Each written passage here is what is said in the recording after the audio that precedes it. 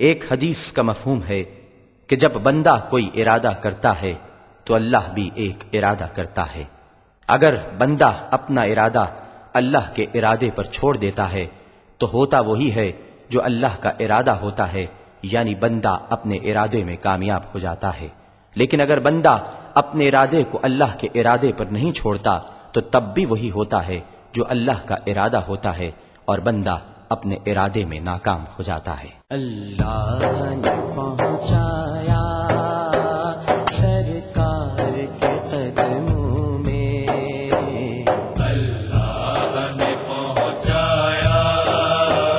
سرکار کے قدموں میں، صد شکر میں پھر آیا سرکار کے قدموں میں، صد شکر میں پھر آیا سرکار کے قدموں میں، اللہ نے پہنچایا سرکار کے قدموں میں، سرکار کے قدموں میں، صد شکر میں پھر آیا سرکار کے قدموں میں، اللہ نے پہنچایا سرکار کے قدموں میں، صد شکر میں پھر آیا سرکار کے قدموں میں، رد کیسے بھلا ہوگی اب کوئی دعا میری، اب کوئی دعا میری، میں رب کو پکارایا سرکار کے قدموں میں،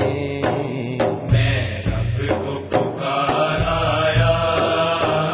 سرکار کے قدموں میں، اللہ نے پہنچایا سرکار کے قدموں میں، کچھ لمحے حضوری کے پائے تو یہ لگتا ہے، پائے تو یہ لگتا ہے، ایک عمر گزارایا سرکار کے قدموں میں، ایک عمر گزارایا سرکار کے قدموں میں، اللہ نے پہنچایا سرکار کے قدموں میں، کچھ کہنے سے پہلے ہی پوری ہوئی ہر خواہش، پوری ہوئی ہر خواہش، جو سوچا وہی پایا سرکار کے قدموں میں، جو سوچا وہی پایا سرکار کے قدموں میں، اللہ نے پہنچایا سرکار کے قدموں میں، مجھ جیسا تہی داما کیا نظر کو لے جاتا، کیا نظر کو لے جاتا، ایک نعت سنایا سرکار کے قدموں میں، ایک نعت سنایا سرکار کے قدموں میں، اللہ نے پہنچایا سرکار کے قدموں میں،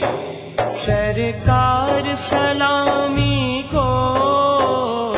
ہر سال طلب کیجے، ہر سال طلب کیجے، یہ عرض بھی کر آیا سرکار کے قدموں میں، یہ عرض بھی کر آیا سرکار